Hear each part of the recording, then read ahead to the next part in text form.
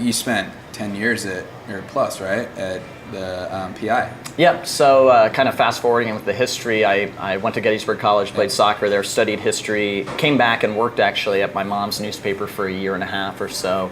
And then I moved out west because one of my older brothers was living out here and just had the desire to get out of Ohio and experience something new. So I moved out to Seattle, and I didn't have a journalism job. I just kind of moved out here on a whim, and I had, gosh, probably 8 to 10 jobs in 18 months. I worked at the Harvard Exit Movie Theater. I worked down at Mount Rainier for a while. I had some really crappy jobs too. Customer support. You too. Yeah, you know, all the crap. And you know, kind of put in my time doing all those things, and eventually got a break to go work at the East Side Journal as a business reporter, which is a daily newspaper out in Bellevue, and went out there and started working there. And about 6 months into my tenure, they said, okay, all of a sudden you're the tech reporter. And I knew nothing about technology at this time, nothing. And I was totally fearful of it, because I was like, you know, it wasn't the world I was coming out of.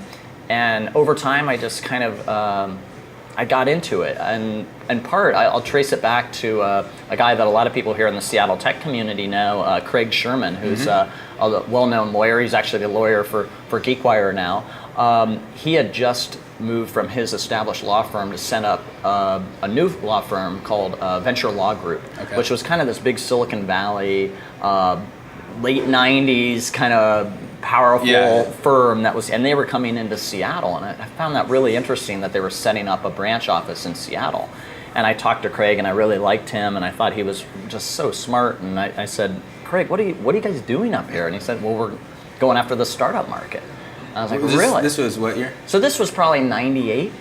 You hit it at the right time. Yeah, it was right before the dot-com boom era, and I was like, wow, startups, that's kind of cool, and it just sounded really interesting, and I didn't know much about startups, but it was a way for me to do tech reporting in a more interesting way, that you could get in and learn about the entrepreneur, learn their stories, find out their struggles, rather than trying to cover the earnings release from Microsoft or whoever. You know, that wasn't as interesting to me.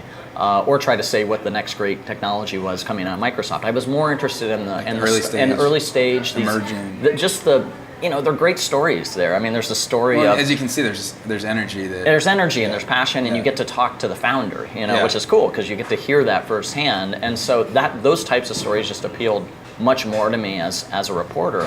And so shortly after joining the East Side Journal, I kind of did my own pivot in my journalism career. I was like, because I had the opportunity to cover the big dogs of technology, I was like, I'm not gonna, and this is kind of going back to my mom and creating a moat. I was like, I'm not gonna carve any new territory there. It's not, there's nothing there for me. I'm competing against everybody, but I'm seeing this new thing emerging, and gosh, there are these Silicon Valley firms that are moving into town. There's something going on here.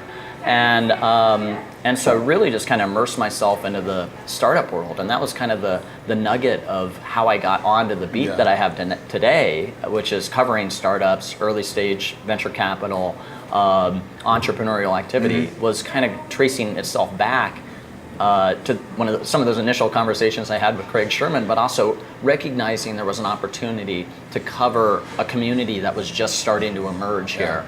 And I got in early and kept at it. I'm obviously here, 15 years later or so, and I'm still essentially covering the same thing.